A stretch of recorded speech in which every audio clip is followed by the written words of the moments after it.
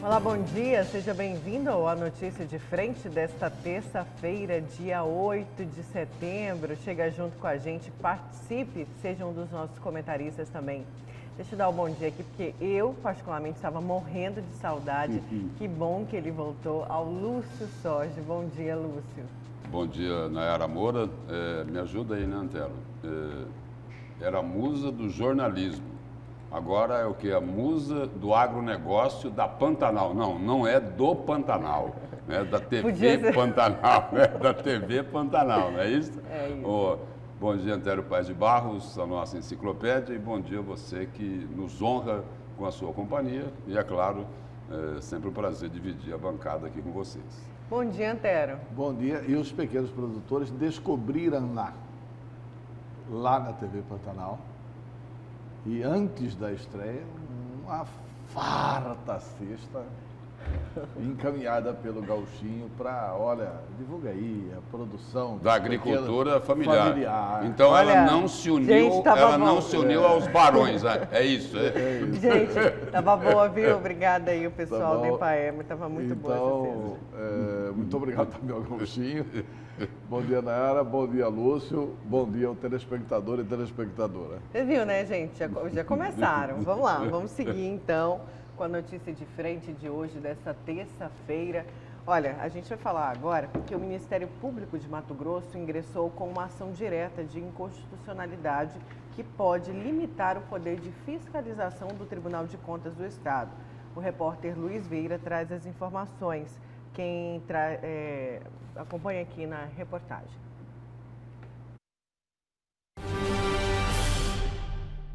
É isso mesmo, a ação direta de inconstitucionalidade assinada pelo Procurador-Geral José Antônio Borges pede que sejam declaradas inconstitucionais leis e normas que autorizam o TCE a determinar a indisponibilidade dos bens e afastamentos de investigados de seus cargos, além do fim da possibilidade de intervir nos municípios que descumprem leis. O relator do processo será o desembargador Marcos Machado. A ação, movida pelo chefe da Procuradoria, também determina que o TCE não pode mais declarar inconstitucionais leis dos municípios e do Estado. Além disso, Borges contesta a autonomia administrativa e orçamentária do Ministério Público de Contas, entre outras questões levantadas na ação. O pacote de medidas alcança principalmente o grupo de conselheiros substitutos, que se notabilizaram durante o afastamento dos titulares pela atuação polêmica em relação às contas dos municípios e do Estado. Atuação esta que foi considerada por muitos deputados estaduais como mais rigorosa, entre aspas, do que o normal. Entre os pontos da ação estão salários, remuneração dos conselheiros substitutos não deve ser equiparada à de juízes da instância especial. Outro ponto, intervenção nos municípios. O TCE não tem poder para intervir em municípios que descumprem leis. Outro ponto, controle de constitucionalidade. Declarar inconstitucionais leis estaduais e municipais não é função do TCE. Medidas cautelares. Afastamento temporário do servidor público e indisponibilidade de bens não são também atribuições do TCE e autonomia administrativa. O Ministério Público de Contas não deve ter orçamento próprio. Com imagens de Roberto Garcia e apoio técnico de Tarcísio Novaes, Luiz Vieira para a Notícia de Frente. Obrigada, Luiz. E limita bastante, então, a atuação do TCE. Sem dúvida, é uma iniciativa extremamente polêmica aí do Ministério Público, né? Porque o que a gente sempre ouviu, né, é uma cobrança, né, por fiscalizar a correta aplicação do dinheiro público, né? E essa também é uma das funções, não, é a principal função do Tribunal de Contas do Estado. Aí o seguinte, o que o telespectador deve estar se perguntando é o seguinte, bom, aí o Tribunal de Contas, aquela secretaria lá de controle externo que fiscaliza câmaras, prefeituras, secretarias de Estado, descobre algo extremamente anormal ou ilegal e não pode tomar a providência, por exemplo, como o repórter Luiz Vieira colocou, de deixar lá, né, de declarar a indisponibilidade dos bens de um gestor que está sendo acusado ou pelo menos suspeito e investigado de desviar recursos públicos. O outro ponto, por que é que o Ministério Público de Contas, que atua lá junto ao Tribunal de Contas do Estado, não pode ter autonomia administrativa?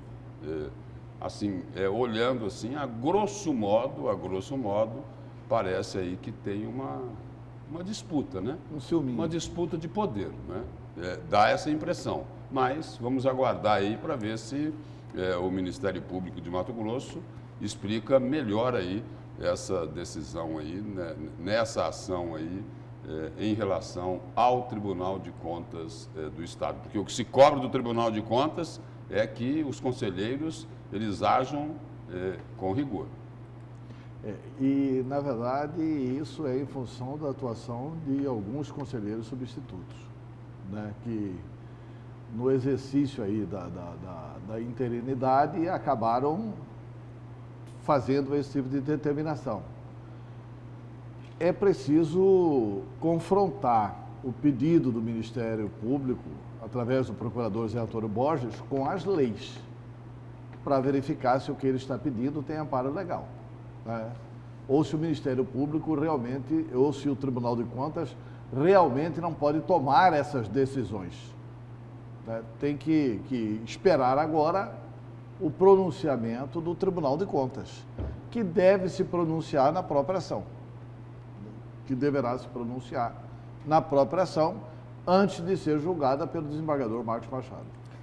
Olha, vamos com imagens do trânsito aqui na capital. Temos as imagens através das câmeras da CEMOB, clima ainda bem enfumaçado, aí Avenida Fernando Correia, movimento maior, mas o trânsito fluindo muito bem.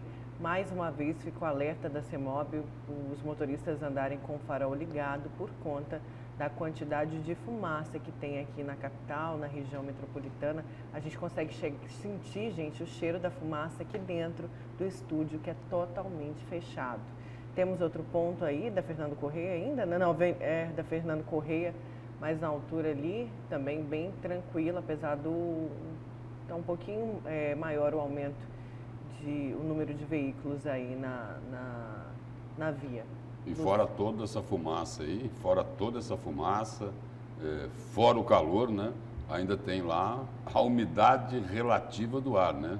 Lá embaixo, né? Lá embaixo. Ontem me parece que a umidade relativa do ar chegou a 8%, né? E o calor continua e bravo. Tem uma previsão da meteorologia aí, que durante essa semana o calor começa em 39, vai subindo, e se não mudar nada, se a meteorologia não corrigir, né, não rever essa informação, para o próximo domingo pode chegar nos termômetros a 43 graus. Já pensou? A Paula Nova fez até careta no Jornal do Meio-Dia para anunciar isso, gente, porque a situação está triste. Olha ali, o sol bem coberto, fica aquele sol laranja, né, por conta da quantidade de fumaça essa que vem dos incêndios urbanos do Pantanal e de Chapada. Nunca torcemos tanto para o mês correio chegar a outubro, né? Porque em outubro é que nós teremos chuva para valer, né? Agora tem até previsão de chuva. Na segunda quinzena, né? Na segunda quinzena, mas chuva fraca. Né? Isso mesmo, gente. Ai, vamos seguir, né? Bebendo muita água, tá, gente? Bebendo muita água. Segundo especialistas, tem que diminuir o consumo do café e da cerveja, para ajudar aí nesse tempo, viu? Principalmente da cerveja. Do café também. Do café também. Do café também.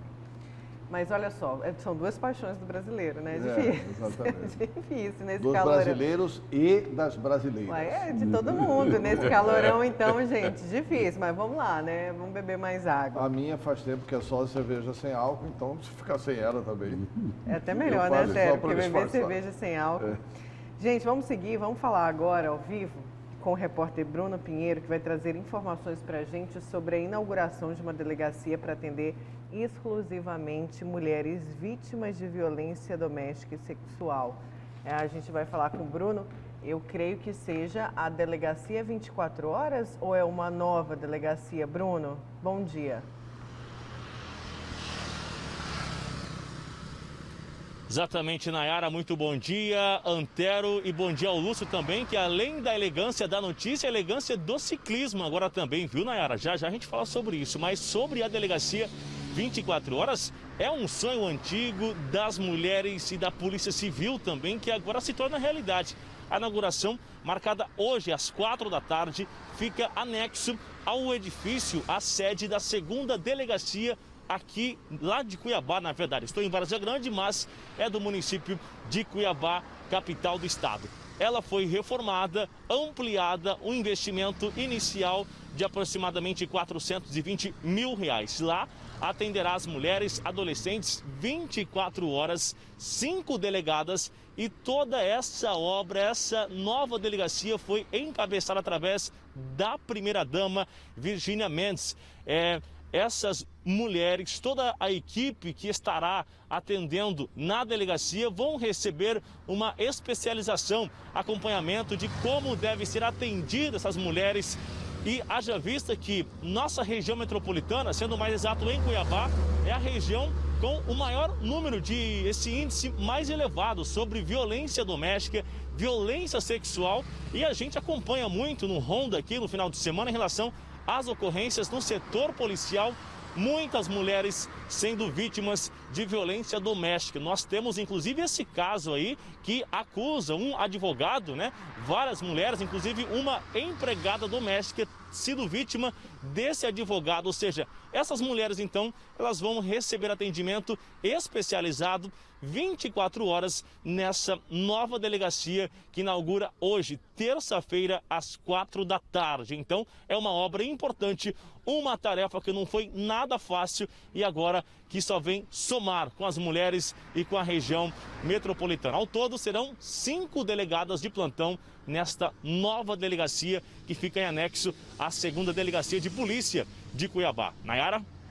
Obrigada, viu, Bruno, pelas suas informações. Daqui a pouco o Bruno volta e conta essa elegância do ciclismo pra gente. Mas, olha, foi um mal. Só complementando aí essa informação, não custa nada a gente relembrar aqui o que o Bruno frisou ali, sobre a participação da primeira-dama Virgínia Mendes nessa questão aí da delegacia das mulheres. Ela deu, inclusive, um puxão de orelha público no secretário de Segurança. Alexandre Bustamante. Porque não tomou as providências em relação a essa delegacia com a agilidade que o assunto merecia. Não, e tem tem a mão inteira da primeira-dama, porque essa delegacia, gente, só para vocês terem uma ideia, a delegacia da mulher daqui, ela era a delegacia da mulher e do idoso. Era uma delegacia só para atender 2 públicos. E aí você fala de violência. Quanto que essa mulher precisa de uma atenção muito maior? Ela precisa se sentir acolhida quando ela chega nessa unidade policial. Ela precisa entender, ela precisa ser aceita ali, receber acolhimento desde a pessoa que recebe ela na porta até o escrivão, as pessoas que estão ali para atendê-la. E isso era uma reclamação antiga, que não se tinha esse treinamento das pessoas que trabalhavam para atender a mulher vítima de violência. Parabéns, então, à Secretaria de Segurança Pública, a primeira-dama. Eu tenho certeza que vai ser um divisor de águas na história de Mato Grosso. É muito bom que a primeira-dama tenha esse tipo de atuação, Por exemplo, Dona Virgínia vem tendo uma atuação na área social que, na minha opinião, traz uma proximidade. Quer dizer, o que falta de proximidade do Palácio, ela tem conseguido fazer a proximidade com a população. Porque é evidente que ela representa o governador, e representa o governo. Quer dizer, então essa ação social da Dona Virgínia tem melhorado bastante para o governo. E essa ação dela, ainda que ela tenha feito críticas até públicas com relação à questão da necessidade, da urgência de atender essas justas reivindicações das mulheres, ainda que ela tenha feito críticas públicas, ela ajudou também a Secretaria de Segurança. A imagem da segurança pública em Mato Grosso é bem melhor, é muito melhor. E um dos motivos é exatamente essa atuação para tentar, proteger as mulheres, mas o animal, o homem, não desapareceu, Continua tendo problemas de agressões, de feminicídio, é uma coisa assim assustadora, espantosamente assustadora. Eu quero ir para o GD. E nesse setor, só para complementar esse assunto, Nayara, a primeira-dama Virgínia Mendes, ela ajudou muito, mas bastante nesse caso aí da Delegacia das Mulheres. E ela pode ajudar o governo muito mais ainda. Por exemplo, lá na própria Assembleia Legislativa, a própria bancada de situação, né, a bancada que apoia e que dá sustentação ao governo Mauro Mendes, fala, olha, o governo precisa olhar um pouco mais para o social, para as pessoas mais pobres. Não pode ficar pautando todas as suas ações com obras de concreto. Asfalto é bom? É muito bom. É muito bom. Só que existe uma cobrança em cima do governo Mauro Mendes para que ele dê uma atenção maior para o lado social. O próprio presidente da Assembleia, Eduardo Botelho, que é ligadíssimo ao governador Mauro Mendes, né, defende as posições do governo do Estado lá na Assembleia e falou, olha, o governador Mauro Mendes, nas palavras de Eduardo Botelho, é meu amigo, é meu parceiro, mas ele precisa começar a olhar para os pequenos. Só que tem um detalhe, hein? Não prestar bastante atenção no que o governo Mauro Mendes está fazendo, né? Porque, assim, o governo precisa melhorar no social da educação? Precisa. No social do atendimento social, tem um trabalho da dona Virgínia sendo feito. No social da saúde, o que o governo tem feito é espetacular. Porque, veja bem, no final de semana passada, eu estava lendo a entrevista e vendo a entrevista do líder lá da Organização Mundial de Saúde. Eu tenho dificuldade de falar o nome dele. Pois bem, ele disse o seguinte, virão outras pandemias e os sistemas de saúde têm que melhorar. Indiscutivelmente. Agora não é nem um ambiente propício para a população perceber isso. Mas é evidente que o governo evitou uma tragédia aqui quando não deixou fechar a Santa Casa, que o governo evitou uma tragédia aqui quando abriu os mais de 140 leitos lá no Hospital Metropolitano e que o governo está preparando para o futuro quando está aumentando os leitos nos hospitais regionais. Na semana passada, não pode passar despercebido, que aumentou 31 em Cáceres e tem 2 obras aqui para a Baixada Cuiabana que são espetaculares, que foram relançadas agora, que tinha dinheiro para ter sido feita no governo Pedro Tax e que só foram retomadas agora pelo Mauro Mendes, que é a retomada do Júlio Mira, que como hospital escola vai ser muito bom para a Universidade de Medicina e vai ser extraordinariamente bom para a população.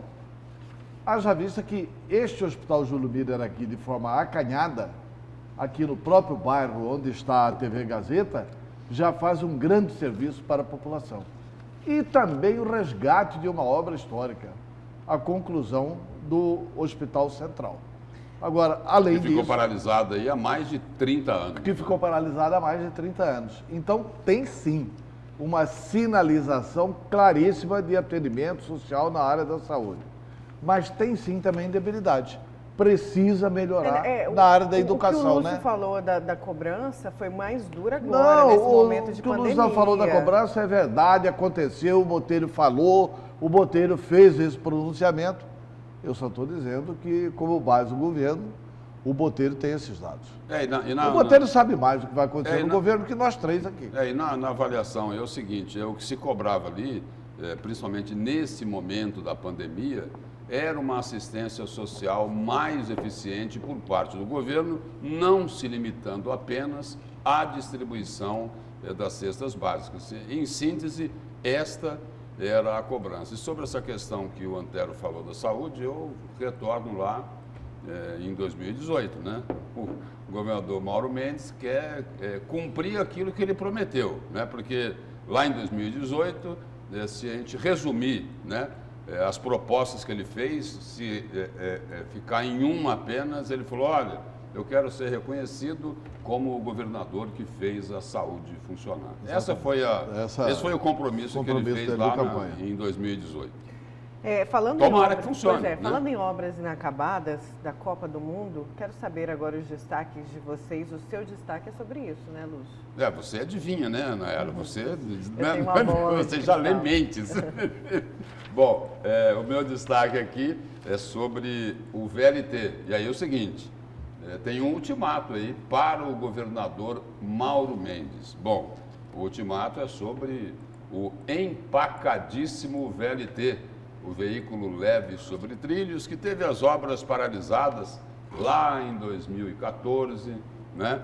No final do governo Silval Barbosa, depois de toda aquela roubalheira, depois que eles assaltaram os cofres públicos com pé de cabra, né? E o seguinte, aí tinha um compromisso que iria se anunciar a decisão para o VLT até o final do ano passado. Aí parece até que nos últimos dias o governador Mauro Mendes, me corrija se eu estiver equivocado, pediu desculpas por não ter anunciado ainda o destino do VLT e agora ele recebeu um ultimato, né? O ministro do Desenvolvimento Regional, né? O nome dele é Rogério Marinho, falou assim, olha, governador Mauro Mendes, decida o que você vai querer, decida o que Mato Grosso vai fazer. É o VLT, vai retomar as obras do VLT ou vai partir para o BRT, jogando mais de R$1 bilhão no lixo? É o meu destaque de hoje. Certo. E o seu destaque, Antero? Olha, meu destaque é o seguinte, meu destaque é que tem um velho ditado popular que fala assim, vox populi, vox dei, né? A voz do povo é a voz de Deus. E como o povo interpreta bem os fatos. A recente pesquisa do IBOPE demonstrou isso. O povo acha, pelo menos assim, 38% da população brasileira, em pesquisa realizada pelo IBOPE, acha que o Bolsonaro é responsável por essas crises. E 40% da população... Não, por crise não, pelo coronavírus, pelo né? coronavírus. Que a pesquisa põe pelo lá. pelo coronavírus, pela crise do corona. E 40% da população acha que o culpado é a população. E eu acredito que o povo acertou na mosca. Na mosca. Porque eu tive a oportunidade ontem de passar pela Praça Popular. Aquilo está um absurdo, gente. Aquilo está um absurdo. Aquilo significa a campanha vitoriosa do presidente Bolsonaro. Estou nem aí. Todo mundo no bar, sem máscara, se abraçando, se beijando, não mantendo o distanciamento, bebendo, o bar não está funcionando, coisíssima nenhuma com aquela distanciamento de mesas, etc. e tal. Está uma verdadeira algazarra. Não é possível que os fiscais da prefeitura não passem por lá. Enfim, é o grupo do tô nem aí. Essa coisa é para atleta, é uma gripezinha, não vai morrer 1000. É aquele velho discurso, é o discurso vencedor. É o discurso vencedor. Portanto, e vem notícias da Europa nisso, né? Nova crise na Espanha. Nos últimos... Uma nova onda. Nova onda na Espanha. Nos últimos 2 ou 3 dias, mais de 26 mil pessoas na Espanha, quer dizer, uma nova onda do corona na Espanha e uma nova onda no Reino Unido. Bastou relaxar. Bastou relaxar. Bastou não cumprir o distanciamento social. E isso mostra que a situação aqui pode se agravar. O que eu vi ontem na Praça Popular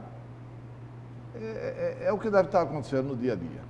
É o que está acontecendo no dia a dia. As pessoas não estão nem aí. Portanto, a pesquisa está na mosca. Nós tivemos, porque o Bolsonaro é um grande líder. Ele é um líder cujo ontem, por exemplo, ele deu um péssimo exemplo no desfile de 7 de setembro.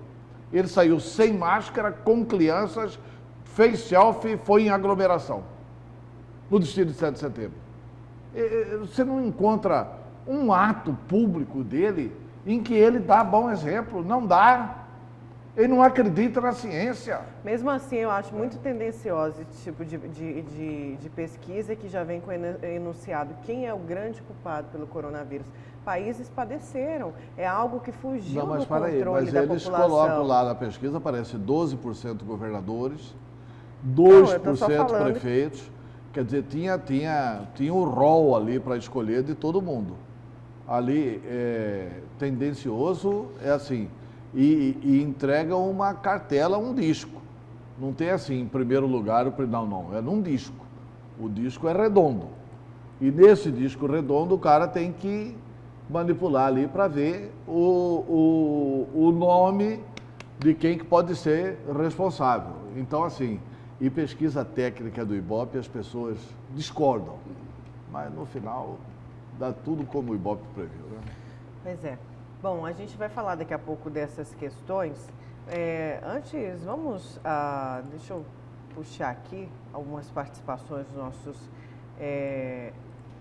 telespectadores. Vamos aqui a participação. Bom dia, bancada. Não perco um programa. Uma pena que esse governo não está com olhar para a educação, aulas online, com falta de professores e concursados há 3 anos e meio, aguardando para ser nomeado. E é o Hamilton que fala isso aqui, além do estudo que irá sair no dia 15/9 para a terceirização dos cargos de apoio a técnico educacional. Isso é uma reclamação de muitos pais, viu, gente? Muitas crianças do estado não estão tendo aula online por falta de professor. Falta professor de matemática, falta professor de português, falta professor de várias de várias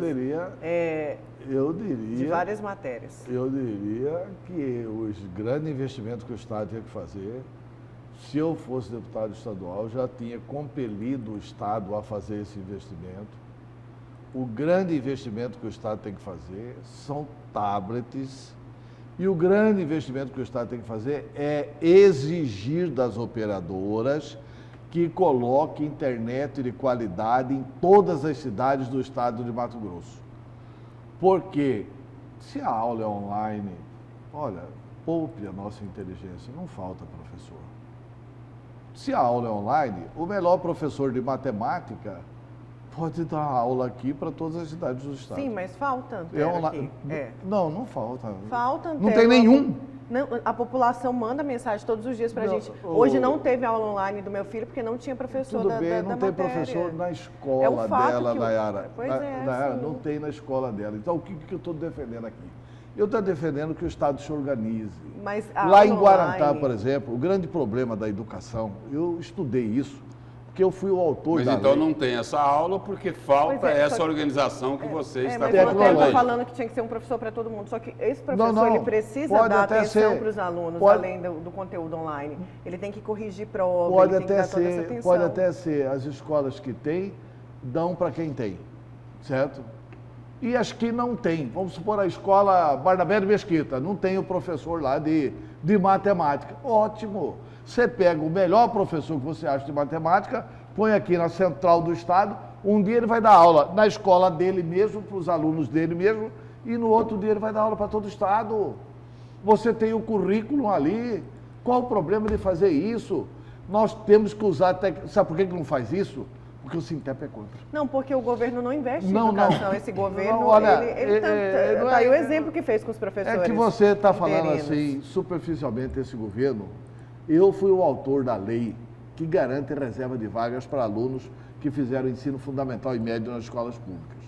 Eu fui o autor dessa lei no Senado da República. Não, eu estou falando do atual governo, Mauro Mendes. Aqui mas eu já tento essa questão faz tempo. O pessoal Quando me formei em Direito, eu fiz o meu curso preparatório para a OAB pelo curso Prima. Eu me matriculei aqui no ESUD, mas eu não peguei a aula presencial do ESUD. Eu peguei a aula satelitária do ESUD. Todo mundo está mandando aqui, Nayara, está faltando professor, sim. Valdir do CPA, referente às aulas online, a SEDUC é uma bagunça. Nayara, eles estão certos, estão faltando professor, sim, na sala deles, que pode ser suprido, sim, com tecnologia. Qual que é a diferença do filho dele receber a aula online feita pelo professor lá da escola deles ou receber a mesma aula online feita pelo melhor professor de matemática do estado? Mas o problema é que esse professor ele tem que dar atenção para o aluno, Antero, não é só dar o conteúdo online. Ele vira o professor, mas ele tem que corrigir prova de cada aluno, ele tem que tirar dúvida. Um único professor para dar para o estado inteiro não tem condições. Como que ele vai dar essa atenção? Você está entendendo? O professor de certa unidade, por exemplo, aqui é uma escola, esse professor ele vai dar aula online. Mas não seria um Só que único ele vai corrigir a sua prova, ele vai corrigir a minha inteiro. e vai corrigir a do Lúcio. Ele vai dar atenção para todos os alunos. É normal. E o que os pais O que eu estou colocando claramente aqui é o seguinte, então o que é melhor? Ter esse professor para dar aula e para corrigir as provas, né?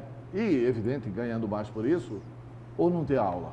O que os pais dos alunos estão cobrando aí é o seguinte: eles não querem saber se é 1, se é 2, se são Exatamente. 20 professores, se são 40, 50, 100. O que os pais dos alunos estão cobrando é o seguinte: e aí, vocês não vão resolver o problema do meu filho que está sem aula? É isso daí que os pais dos alunos estão cobrando. Eles E outra querem coisa, que Lúcio. é online, mas e aí, meu filho não está tendo aula, por quê? E outra coisa, eu vou dar só um número aqui, Não está tendo aula, que esse fato. número é em função do estudo que fiz antes de apresentar o projeto lá no Senado da República. 95% entra no ensino fundamental. 95% conclui o ensino fundamental. Desses 95%, 28% começa o ensino médio em Mato Grosso. Pelo menos começava a época que eu era senador. 28 para 95 são 62%, Mas tem, 67% de pessoas que ficam aí pelo caminho. Nós jogamos cérebros fora. Por que isso? Porque não temos professor de física, química, biologia e matemática no interior. Então eu sempre defendi o seguinte, que a nossa Unemat, ao invés de ficar fazendo novos cursos de direito, de física, de medicina, etc. e tal, que a Unemat, que é uma universidade estadual, se obrigasse a formar professores nessas áreas de ciências, para que nós tenhamos professor. Mas enquanto esse professor não existe, e não é essa a realidade, não é daqui não, é do Brasil. Enquanto esse professor não existe, por que não usar a ciência? Essa é a minha dúvida. Por que não usar a ciência? não quer contratar E aí, professor, vai comprar tablet, gente? Já que o assunto Pagar é R$1.100. já que o assunto é educação, Sim, aí é um outro problema, né? Se você não valorizar a educação, você nunca vai ter pessoas adianta a fazendo tecnologia. opção de ser professor. Tem isso? E ainda dentro desse assunto, né? Só que com outro foco, fazer uma perguntinha aqui. Todo mundo já fez essa pergunta centenas, milhares de vezes. Gente, e a Unemat, hein? Será que um belo dia vai vir para cá? Vai? Eu acho que Vai vir para cá ou não? Ou o seguinte, ou vai continuar, porque as pessoas desconfiam do seguinte, que tem um acordão aí, né? Para não incomodar as instituições particulares superiores de ensino enquanto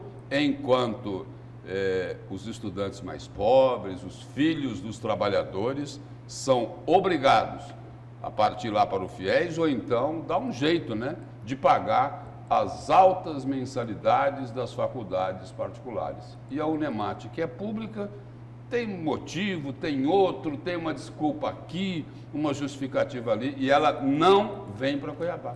Eu acho que a Unemat é um equívoco do governo do Estado. A Unemat deveria o seguinte, pegar, fazer um pacote, embrulhar bonitinho, visitar o presidente Bolsonaro e falar assim, toma que o filho é teu. O Estado não cumpre bem nem o ensino médio, tá faltando professor, mas se meter a dar curso superior, pega e transforma a Unemat, não prejudica ninguém da Unemat. Faz uma lei federal transformando todo mundo em professor de universidade federal e transfere toda a estrutura da Unemat para a Universidade Federal. O professor da Unemat vira professor da Universidade Federal. E o curso superior, quem toma conta é a União. Mas aí o governo federal vai perguntar o seguinte, e aí, continua com os 2,5% da arrecadação do Estado, a Unemat? Aí vão perguntar isso não para eles. continua, mas entrega para eles o patrimônio todo. Não continua, mas entrega para eles todo o patrimônio da Unemat. Onde tem a Unemat em Nova Chavantina, toma, todas as salas de aula são suas, todo o patrimônio é seu.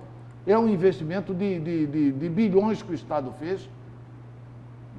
Foi importante, mas eu acho que é chegada a hora de dar uma organizada na educação brasileira. Aí o nosso telespectador manda aqui antes do intervalo, rapidinho, olha aí, Nayara, o estudo para terceirização dos cargos. Aí ele manda aqui para a gente, o governo de Mato Grosso, tem aqui o estudo para terceirização dos cargos.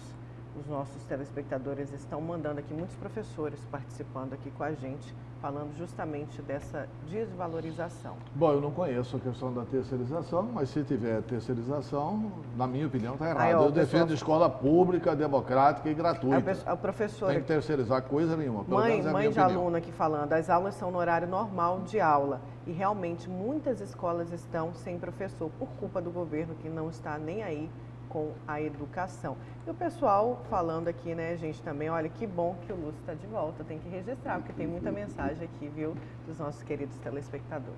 Obrigado. Vamos correndo para o intervalo, então, na volta tem mais a notícia de frente.